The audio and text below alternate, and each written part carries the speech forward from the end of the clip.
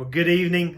Thank you so much for tuning in. And sorry it's late in the day, but wanted to read a passage for you for our COVID Devo for Saturday, April 4th. Tomorrow's Palm Sunday. And I've been in the garage all day long. I got up this morning, I had my Bible study, took a load to the dump, and then I've been in the garage because my garage was awful. I've been so busy over the past several months that it had just gotten in bad shape. And so it took me all day. I worked until about 5 o'clock this afternoon. And, about 12 or 1, I was fighting temptation. My garage, when we bought the house here on Hilton Head, all the walls have this plastic cabinetry. This affixed to the wall is kind of elevated off the ground. And it's around the entire garage. All the walls pretty much have these cabinets on them. And it's one of the main reasons that I love the house. Any guy, that's what they look at when they buy a house, is the garage. And so I fought this real temptation about lunch, about noon, 1 o'clock. And the temptation was, I could just stuff everything in these cabinets and the garage would appear clean. But of course I thought, no, I want to do this right. I've got time right now. This is Saturday. It's a rare time that we're all home and everybody's cleaning their garage. And so I knew that I needed to get it really good and clean. So I actually emptied most of the cabinets and reorganized the whole thing. This passage came to mind as I'm doing that in Matthew 23. And I had something totally different I was going to bring to you, but this passage just was on my mind. It's the woes, the 7 woes that Christ makes. And we read this in Matthew 23, verses 27 and 28. Woe to you, scribes and Pharisees, hypocrites!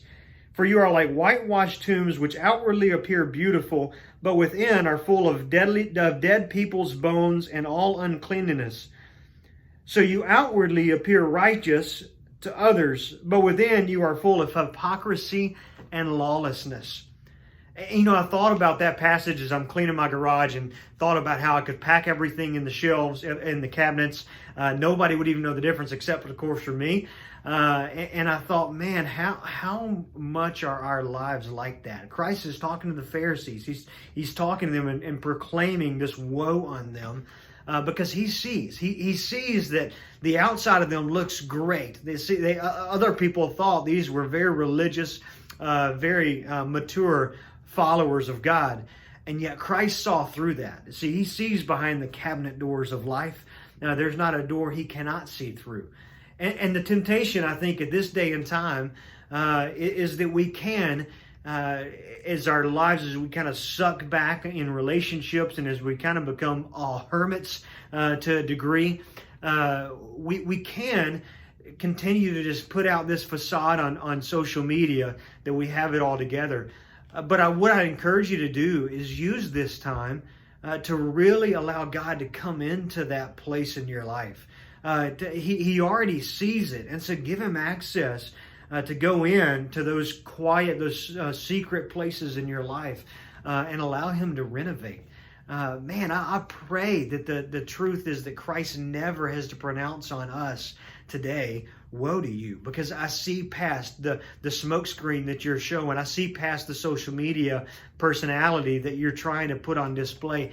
Woe to you because of that. I pray that we are simply who we are, and that we allow God to come into our lives, that we're not having to live in such a way that we put up this fake personality. And so I just encourage you, as we have this time where a lot of the time it is just us and God, or you and your family, man, take extra time during this coronavirus crisis to just get real with the Father. You will be amazed at the renovation that takes place within your heart if you will just do that. I hope you have a great night. I hope you plan on joining us if you're with First Baptist, if you're joining us tomorrow for worship, or you're joining your home church wherever you are. But have a wonderful Palm Sunday weekend.